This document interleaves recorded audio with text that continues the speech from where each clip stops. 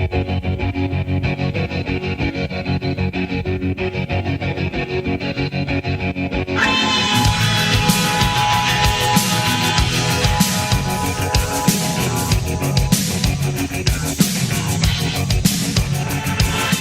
tarde, bem-vindos ao Rua do Mundo, o podcast sobre assuntos internacionais que parte do princípio que não existem assuntos internacionais. É tudo aqui da nossa casa, ou pelo menos da nossa rua. Vamos hoje falar com um vizinho da Rua do Mundo que está em São Paulo, é nosso correspondente lá, o Matias de Alencastro. Eu sou o Rui Tavares, hoje estou sozinho, não tenho o Bernardo Pires de Lima nem a Sofia Lorena. Mas decidimos fazer este programa especial acerca do que se está a passar no Brasil, e quem de melhor para nos guiar pelos últimos desenvolvimentos da política brasileira do que então o Matias de Alencastro, que está connosco na Rua do Mundo desde o início como projeto, é a primeira vez que participa no nosso programa. É um cientista político luso-brasileiro que chegou ao Brasil um pouco antes do último impeachment, e que lá continua provavelmente até ao próximo impeachment. E Matias, eu começaria por aí a pedir-te para resumir esta tua estada dos últimos anos, tanto quanto possível numa primeira resposta, e ir acompanhando com essa estada tudo o que foi acontecendo na política brasileira nos últimos... Tu estás aí há 3 anos, se não me engano, ou algo de parecido, então gostaria que me contasse um pouco como é que viste a política brasileira neste teu regresso a um dos teus 2 países. Obrigado, Rui, obrigado pelo convite, pela pergunta que me permite introduzir também o meu ponto de vista. Eu tive o privilégio de regressar ao Brasil para testemunhar um dos momentos políticos mais importantes desde a democratização, que começou no início do segundo mandato da presidente Dilma Rousseff, em 2015.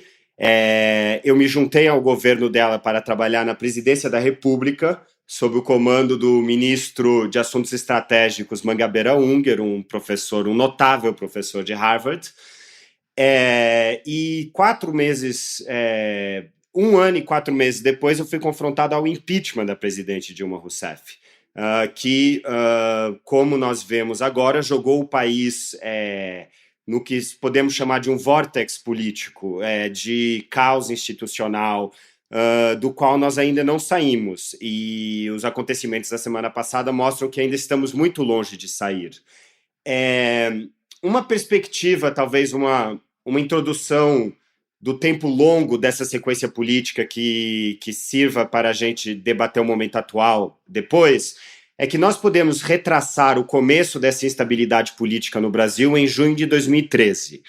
Portanto, junho de 2013 marca o começo do fim do pacto social que permitiu ao PT, ao Partido dos Trabalhadores, consolidar o seu poder durante o governo Lula.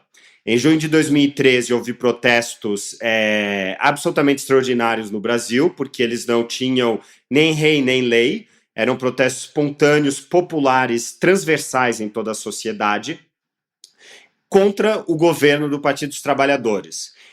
Esses protestos e esse movimento social legítimo e genuíno, num primeiro momento, foi, em seguida, instrumentalizado, e essa é a minha interpretação e a interpretação de muitos analistas, por movimentos da direita, que habilmente viram esses movimentos sociais como uma brecha para ensaiar uma restauração conservadora no Brasil. Uma oposição mais franca, reorganizada e direta ao Partido dos Trabalhadores, que chegava, naquele momento, ao seu 3º mandato no poder.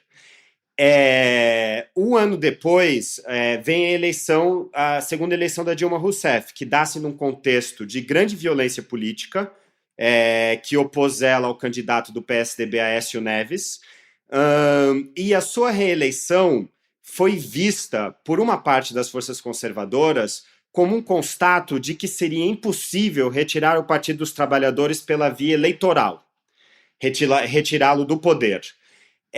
E, para mim, a origem fundamental do impeachment contra a presidente Dilma Rousseff é a vontade de uma parte da classe política, social e eu diria também midiática brasileira de retirar do poder o Partido dos Trabalhadores por uma via não eleitoral.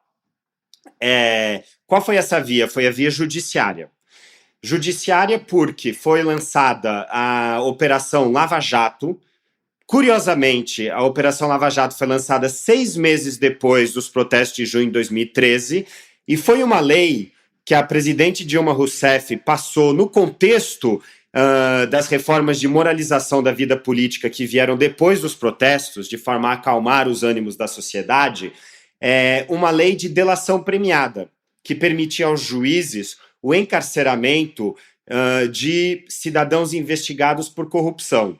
Foi essa lei que se transformou no instrumento essencial para a condução da Operação Lava Jato, que de fato levou ao desmantelo de um amplo sistema de corrupção que estava dentro do governo brasileiro.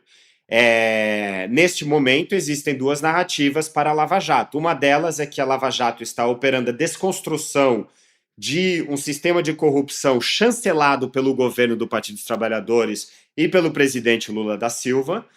E foi essa narrativa que levou, eventualmente, à deposição da presidente Dilma Rousseff, porque o argumento do impeachment no ano passado era a luta contra a corrupção, o chega da corrupção, e agora começa a surgir no último ano uma narrativa mais ampla em que a corrupção a natureza da corrupção no sistema brasileiro é absolutamente transversal e ela toca em toda a classe política.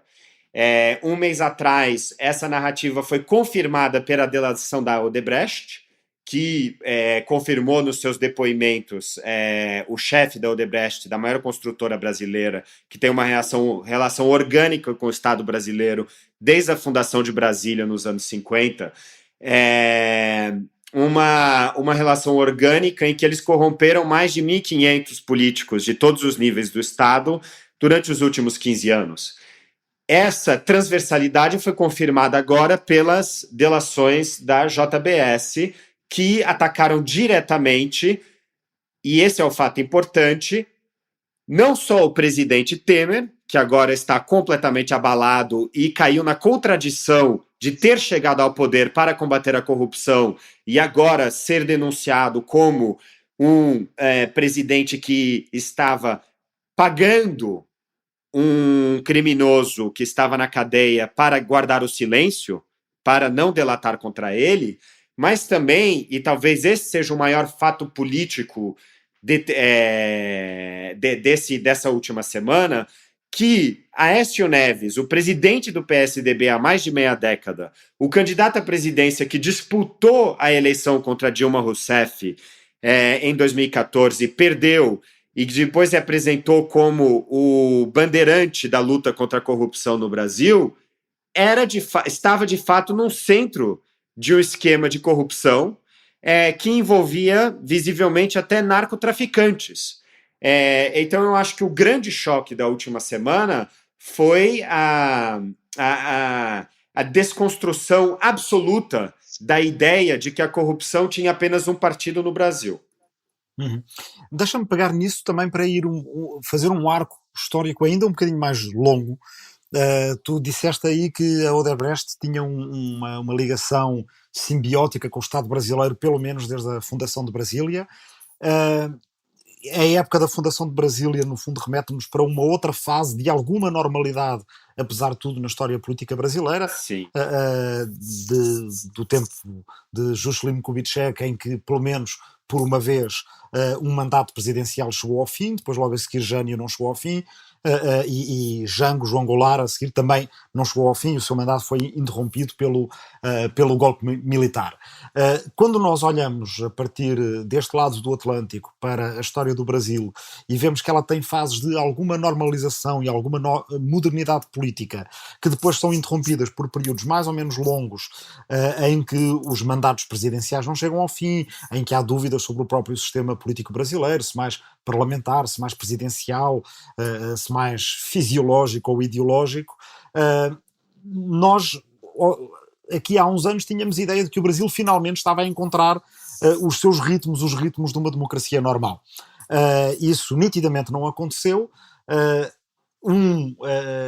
Movimento de impeachment de há um ano e tal contra a Presidente Dilma foi cavalgado com a ideia de que era contra a corrupção, mas vemos que foi cavalgado precisamente por alguns dos maiores corruptos e dos que mais beneficiariam em conter a Lava Jato, não em que a Lava Jato desse certo. Mas agora há esta reviravolta, que no fundo põe tudo a nu. Qual é que é a hipótese, achas tu, que de toda esta confusão do último ano e meio, o Brasil possa reencontrar alguma normalidade, alguma estabilidade política? E de que forma é que isso poderia acontecer? Através de um referendo que alterasse algumas regras do sistema político? Através de uma nova eleição em que surgisse ou um Lula reforçado politicamente e sem necessidade de compor com o PMDB no Congresso e as outra dezena e tal de partidos que é necessária para montar uma maioria no Congresso, ou, pelo contrário, através do surgimento de um outro polo de alternativa político que ainda não estejamos muito bem a ver qual é, ou que talvez pudesse vir com Marina Silva e que tentasse fugir da alternância entre PT e PSDB. Ou então, última hipótese, será que não há mesmo nenhuma hipótese do Brasil conseguir encontrar essa estabilidade e normalidade política que o conduziria a uma certa modernidade noutros aspectos também? Ótima pergunta, Rui. Tentando começar pelo começo, digamos. Com certeza que, como vocês devem ter acompanhado em Portugal, cerca de 5, 6, 8 anos atrás, havia a percepção de que a democratização e a consolidação institucional do Brasil tinha assumido um caráter teleológico por volta da metade do segundo mandato do governo Lula. Havia uma percepção tripla. Primeira é de que a Constituição de 1988 ela tinha criado um sistema bipartidário, uma posição constante entre o PT e o PSDB, que estava sentada em cima de uma constelação de partidos que asseguravam a base, e um deles sendo o PMDB. Apesar desse sistema que nós chamamos de presidencialismo de coalizão ser imperfeito, ele garantia uma alternância política entre dois partidos que tinham visões de Estado e visões ideológicas diferentes. Então, eles garantiam, de certa forma, uma alternativa republicana. O grande choque do governo PMDB que assumiu há um ano é que, em relação ao período anterior, é que é um governo sem visão de Estado e sem visão ideológica. O único objetivo político de um governo PMDB é perpetuar a sua classe política. E essa distinção não é anedótica, ela é muito importante para entender o efeito prático da ruptura institucional do impeachment, que foi a ruptura da alternância republicana que tinha sido construída com muita dificuldade a partir de 1988. Então, mas vale a pena dizer que a confusão do último ano e meio, essa sequência política que se abriu com a deposição da presidente Dilma, ela ainda é uma parêntese em aberto. Ainda há esperança de que nós possamos regressar ao normal. Porém, como você disse, Rui, o normal não é uma boa solução. O normal seria regressarmos a esse sistema que, como nós vimos, é um sistema que consegue trazer algum crescimento econômico para o país quando ele está em plena ascensão e quando ele foi lubrificado pelo que nós podemos chamar da ilusão do petroestado. O que garantiu realmente o pacto social que deixou o PT no poder e que conseguiu trazer uma verdadeira transformação social e, ao mesmo tempo, uma paz política rara no Brasil, foi as commodities. Foi o superciclo de commodities que caracterizou a economia global nos primeiros 15 anos do século XXI e que abriu um horizonte de desenvolvimento do Brasil. Soja, petróleo, Soja, petróleo, carne, etc. perfeito. E, sobretudo, também petróleo, como se vê o cerne do sistema digamos, de corrupção que sustentava a base política dos governos era a Petrobras. E nós, é muito importante para nós progressistas, Rui, sabermos, eu acho, termos uma visão objetiva em torno dos meios e dos instrumentos aos quais o Partido dos Trabalhadores recorreu para se manter no poder e, ao mesmo tempo, reconhecermos os objetivos e os sucessos do governo do PT no poder. É verdade que o PT pactuou com um sistema absolutamente desastroso e que isso está, em parte, é uma das principais razões pelas quais nós estamos aqui agora, mas isso não impede de reconhecermos o fato que houve uma transformação social durante o governo do PT e que ela foi alavancada por medidas públicas, por políticas públicas inovadoras e, eu diria até, em certos casos, revolucionárias. Na medida em que, por mais que a crise econômica agora seja forte, o Brasil nunca mais regressará aos anos 90. Mas a questão, no fundo, que se coloca é até que ponto essa sociedade brasileira, à qual, sim, a modernidade evidentemente chegou ou não escapou, certamente, que acedeu muito mais, por exemplo, ao ensino superior do que antes, não é? Inclusive é com o ensino superior que chegou a camadas mais pobres, mais rurais e mais negras também, até antes inacessíveis no ensino superior. Essa sociedade que tem mais exigência em relação a políticas públicas e serviços públicos, será que isso se traduz para o sistema político? E se sim, como? Através do tal plebiscito, através de um regresso de Lula ou através de uma nova figura inovadora, catalisadora desse descontentamento? Ou será que é mesmo impossível resolver esse quebra-cabeças? Perfeito. Se nós vemos as protestos de junho de 2013 como o Big Bang da sociedade brasileira, eu acho que nós podemos ver essa sequência das delações da JBS e da Odebrecht recentes como o Big Bang da elite política brasileira. E o que é muito interessante agora é que nós, e eu preciso esclarecer isso para poder responder a sua pergunta, que nós já estamos assistindo a uma recomposição do jogo de alianças político, algo inédito aqui no Brasil. Nós vemos, por exemplo, nesse momento, a Rede Globo está apoiando o impeachment do Temer e em linha com as demandas do governo de esquerda, dos militantes de esquerda. E enquanto nós sabemos que existe uma rivalidade histórica entre a Globo, que é um canal essencialmente conservador, e as forças progressistas. Eu acho que já há indícios dessa recomposição política dentro da elite, o que também quer dizer que caiu a ficha, para usar a expressão brasileira, de que é necessário apresentar um semblante de renovação para poder relegitimar o sistema. Quais são os diferentes cenários que nós temos? Nós temos, portanto, o fator Lula, que é um fator absolutamente incontornável, devido ao fato que o Lula, apesar de ter sido atacado ao longo dos 2 últimos anos, às vezes com razão e muitas vezes sem razão, não perde o seu capital político no país. Ele continua tendo 30% dos votos, que são os 30% de pessoas que associam o lulismo à sua entrada na cidadania. Essas pessoas nunca vão deixar de votar no Lula, sociologicamente falando.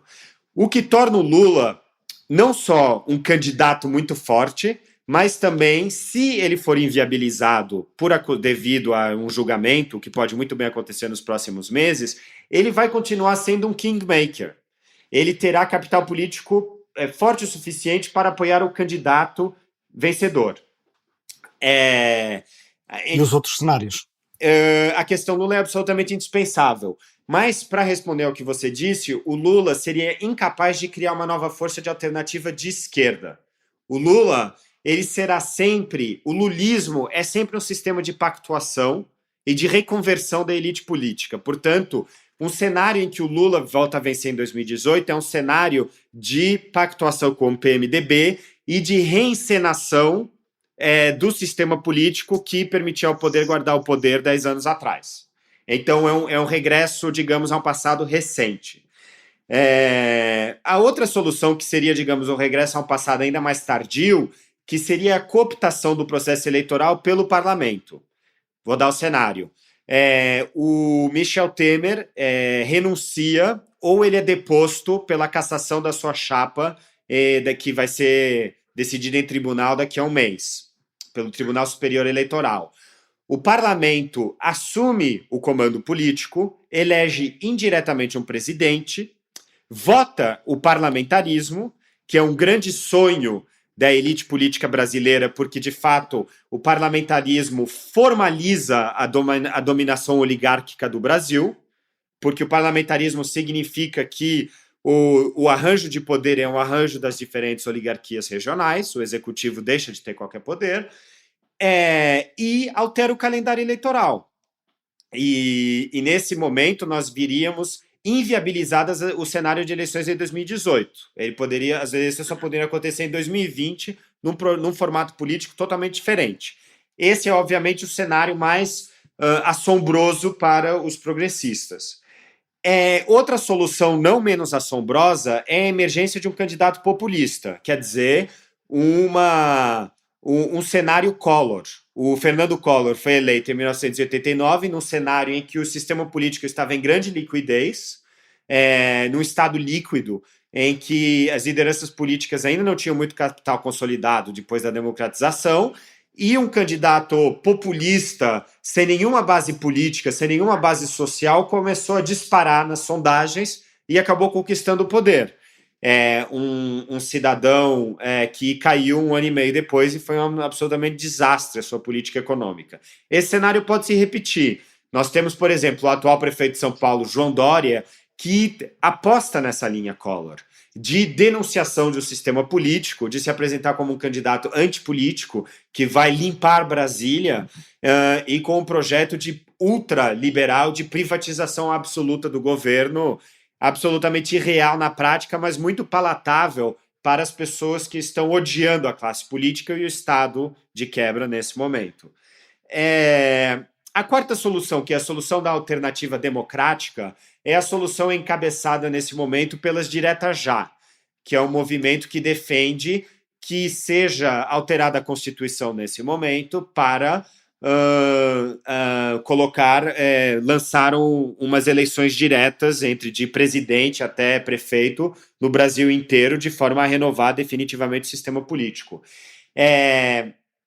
Esse movimento não só tem poucas chances de ganhar, porque é evidente que a classe política nesse momento não quer ceder o seu mandato, por razões tanto penais como razões políticas, mas também porque esse movimento ele não tem grandes lideranças. Ao contrário do movimento Direta Já dos anos 80, que contava com lideranças de porte nacional como Tancredo Neves, Fernando Henrique Cardoso, Luiz Inácio Lula da Silva, Lionel Brizola e Ulisses Guimarães, a classe política progressista do Brasil foi decapitada pelos escândalos do Partido dos Trabalhadores na última década.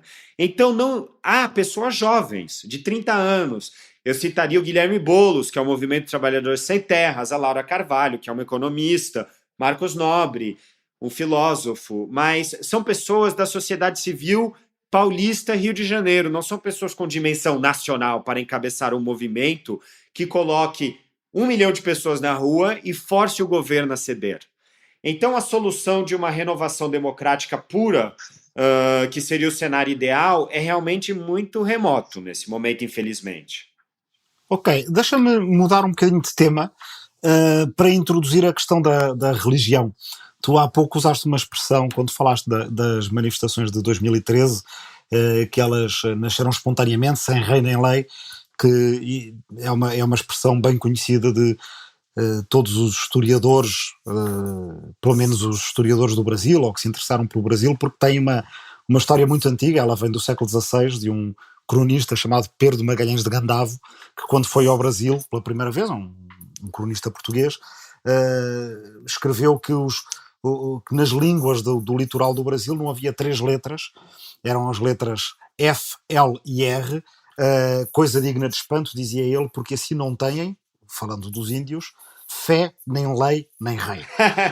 Esta expressão foi muito glosada por historiadores do Brasil depois daí para a frente, e também deu essa expressão das coisas não terem nem lei nem rei. Bem, o Brasil rei não tem, já é uma república com mais de um século. lei é uma questão que ainda demoramos a ver neste momento, ou pelo menos que está em questão neste momento na, na questão da Lava Jato e em todos os problemas políticos que temos visto nos últimos tempos, que são problemas de lei também, mas fé não falta. E portanto eu queria que te concentrasse agora por uns minutos nesta próxima resposta na questão do peso que a religião foi adquirindo, e nomeadamente dentro da religião o campo evangélico, o peso político que ele foi adquirindo na política brasileira, e até que ponto a maneira como esse campo se vai deslocando nos próximos tempos, também na sua pluralidade, porque ele não é todo completamente homogéneo, se esse campo no fundo pode ter um papel a jogar nesta descrição de cenários para o futuro que tu nos deste na última resposta. Portanto, além do rei e da lei, a fé. Qual é que é o papel da fé, o papel político da fé no Brasil neste momento e para os próximos tempos? Perfeito, Rui, eu acho muito pertinente, até porque é da minha opinião que o peso dos movimentos religiosos no Brasil às vezes é sobreavaliado na política brasileira, em parte por algo que você avançou, que há muito pouca homogeneidade, são muito poucos homogêneos.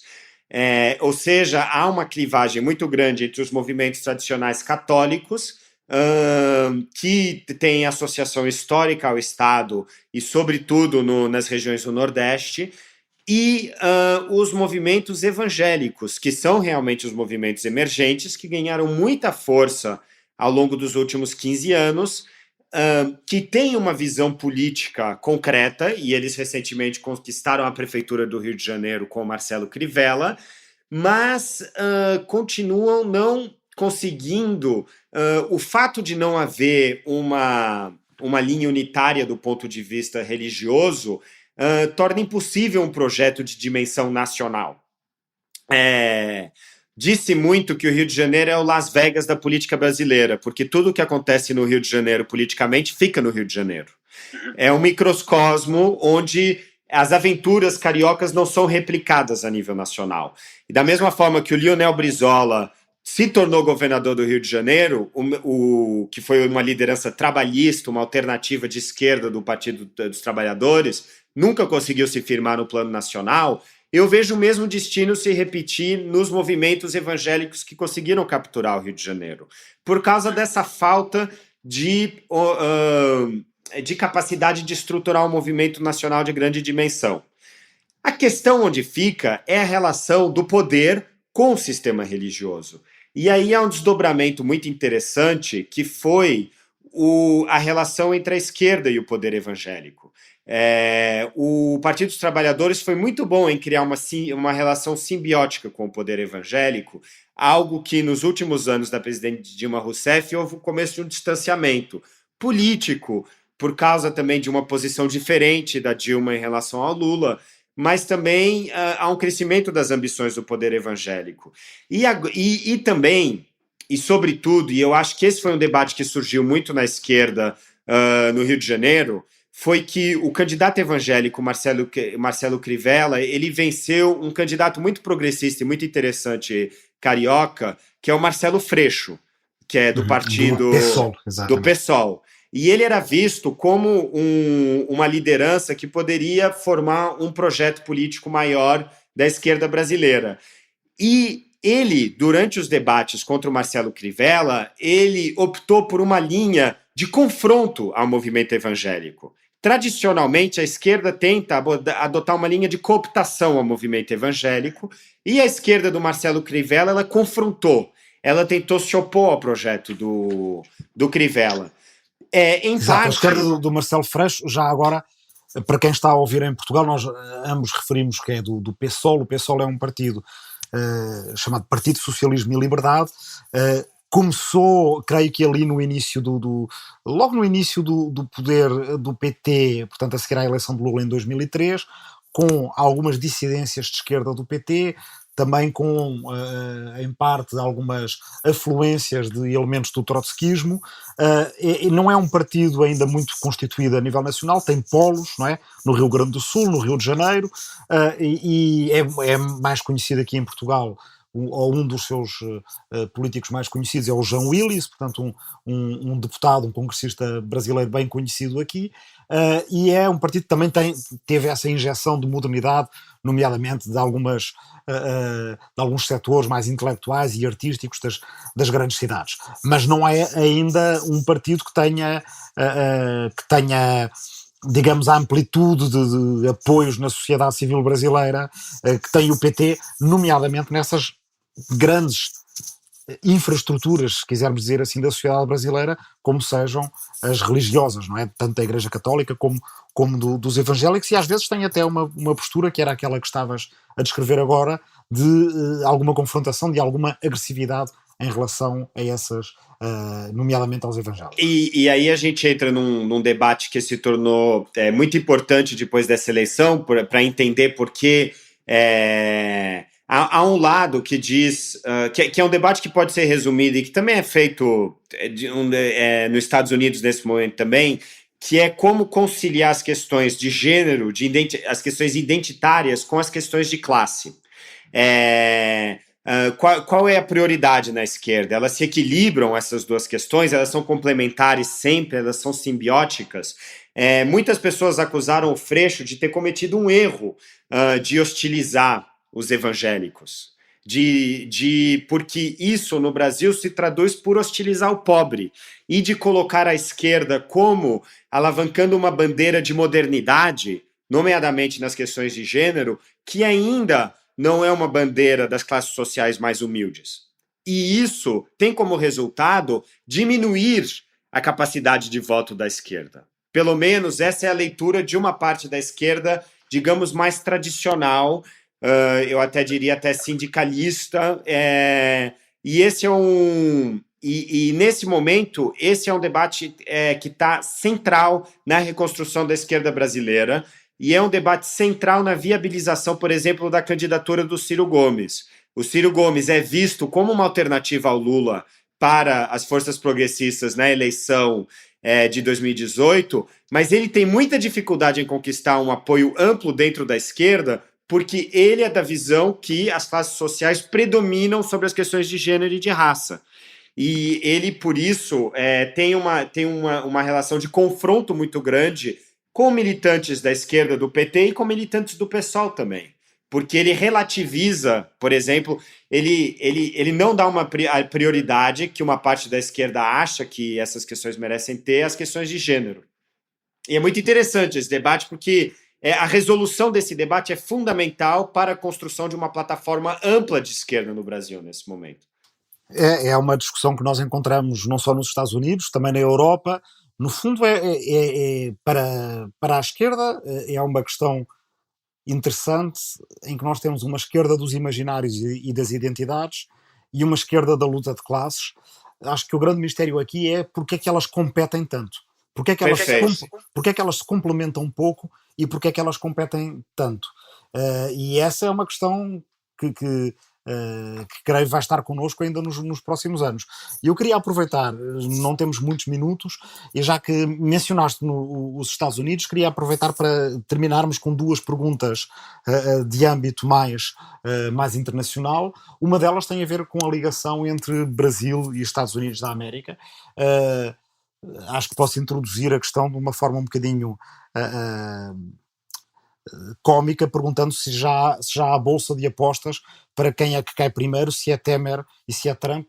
Se tu já fizeste aposta e qual é que é a tua visão de uma competição pelo impeachment entre os dois gigantes do continente americano, que é um bocadinho mais do que isso, porque os Estados Unidos foram sempre o referente de estabilidade num presidencialismo federalista para o Brasil, aquele referente que o Brasil não conseguiu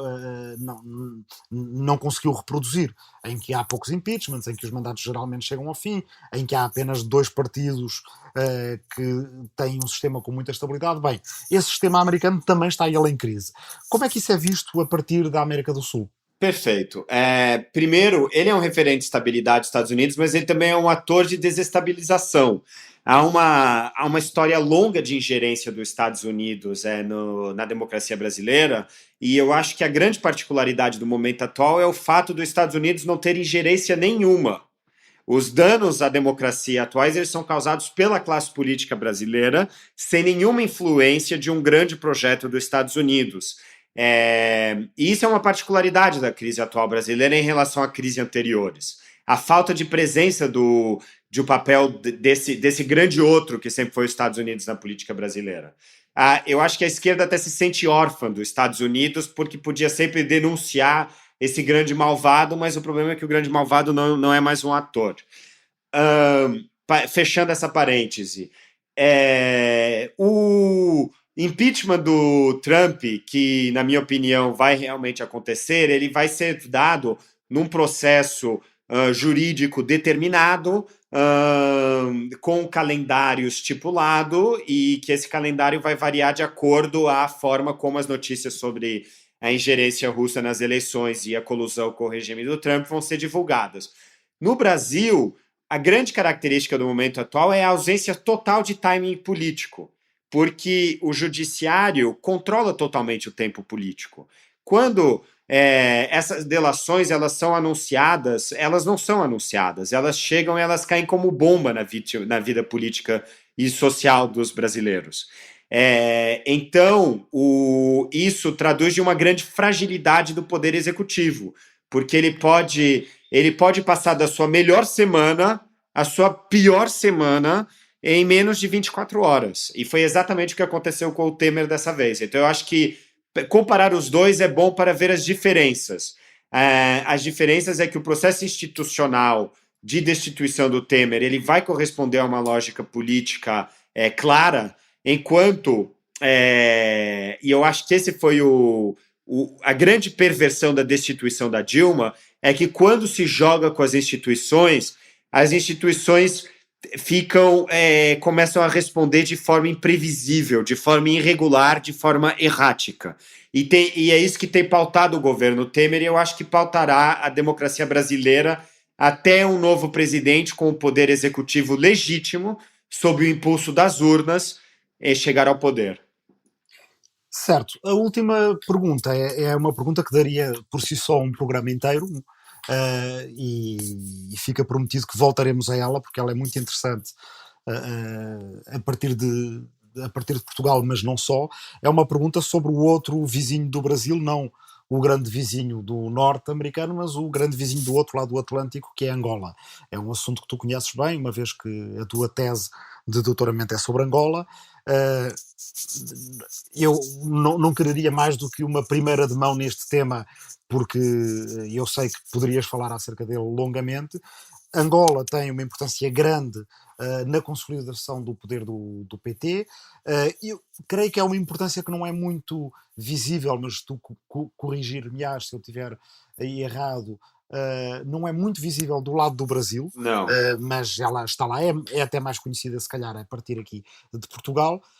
Angola também vai passar pela sua transição, em princípio com uma mudança de presidente após tantas décadas de poder do José Eduardo dos Santos. Bem, por trás desta crise brasileira, da transição em Angola, de um certo desinteresse de Portugal pelos temas da CPLP, está uma espécie de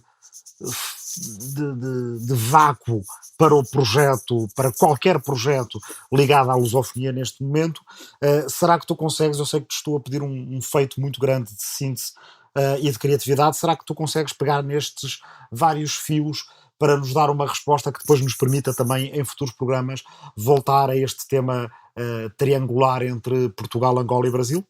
Fascinante. Eu acho que a característica histórica mais interessante do Atlântico Sul é a alternância entre momentos de grande intensidade de troca e momentos de absoluta inexistência de troca. Nós vimos, depois da abolição do tráfico de escravos, Brasil e Angola deixaram de dialogar, deixaram de se comunicar durante várias décadas. E essas relações elas foram retomadas. Houve um ensaio de retoma antes do governo Lula, mas elas realmente ganharam uma dimensão diferente com o governo Lula. A retirada do presidente José Eduardo dos Santos, agora com as eleições de agosto, a queda do poder do Partido dos Trabalhadores e, sobretudo, o desmantelamento da ponte através da qual o Brasil entrou em Angola, que é o Odebrecht, marcam o fim de outro ciclo. Esse ciclo que começou em 2002. E eu acho que nós vamos entrar agora em outro período de silêncio no Atlântico. Isso não impede a gente agora de ter o dever de olhar para trás e ver o significado político desse ciclo. E eu acho que, para o Brasil, Angola será muito relevante para entender a sociologia histórica do governo do PT, porque Angola é o lugar onde o sol não bate, do esquema de projeção de poder e de perpetuação de poder do Partido dos Trabalhadores. E um dos elementos mais interessantes, e eu concluirei aqui, é que se a Odebrecht, nos últimos 50 anos do Brasil, ela se especializou não na criação de riqueza, mas na perpetuação de poder das elites políticas, foi exatamente esse modelo que ela, Odebrecht, levou a Angola e, ao participar no espetáculo da reconstrução nacional angolana, se engajando em uma diversidade vertiginosa de serviços, participando em esquemas de corrupção, contribuindo no enriquecimento ilícito, e há uma frase absolutamente extraordinária e reveladora do Marcelo Odebrecht, que é o dono da empresa, em que ele diz, nas delações aqui para a polícia brasileira, em que ele explica que o presidente Eduardo dos Santos solicitou a Odebrecht que tornasse os generais angolanos em empresários, que fizesse dos generais angolanos empresários, o que é uma prova cabal dessa tentativa de reconversão econômica do sistema militar angolano em uma oligarquia. São elementos de pesquisa que agora estão aqui em cima da mesa também, graças a essas delações e essas revelações, que vão nos ajudar muito a entender esse esquema do Atlântico, onde, como você muito bem apontou, o lugar de Portugal é absolutamente indispensável. Portugal faz parte dessas ramificações. E eu acho que as relações bilaterais entre Brasil e Angola são reais e autônomas, mas com o tempo será o nosso trabalho, e será um trabalho que a gente vai poder fazer aqui na Rua do Mundo, de entender o papel de Portugal nessas relações bilaterais que se desdobram em relações triangulares. Certo, fica combinado que voltaremos a este assunto. Teremos que fazer um programa ainda sobre Angola, onde não faltam às vezes tentativas de análises marxistas para justificar esse enriquecimento da elite brasileira e essa empresarialização dos generais angolanos como uma acumulação primitiva de capital, não é? No linguajar marxista. Sempre foi um sonho antigo das elites angolanas a comparação com as elites brasileiras e poder desempenhar em Angola o mesmo papel de construção nacional que as elites brasileiras representaram, também através do seu enriquecimento, portanto, por interesse próprio. A questão é, se olharmos agora para o que se está a passar no Brasil, se esses tipos de projetos não podem correr o risco de ricochetar. E, portanto, é um tema a que certamente voltaremos aqui na Rua do Mundo, que em geral é gravada na Rua das Gaivotas, número 6, projeto do Teatro Praga, de Centro Cultural, no qual se insere o Instituto Ulisses, que também apoia o Rua do Mundo. Nós somos distribuídos pelo podcast É Apenas Fumaça, e voltaremos em breve com outros temas internacionais, alguns dos quais com pistas que foram deixadas aqui. Um abraço. Um abraço, Rui.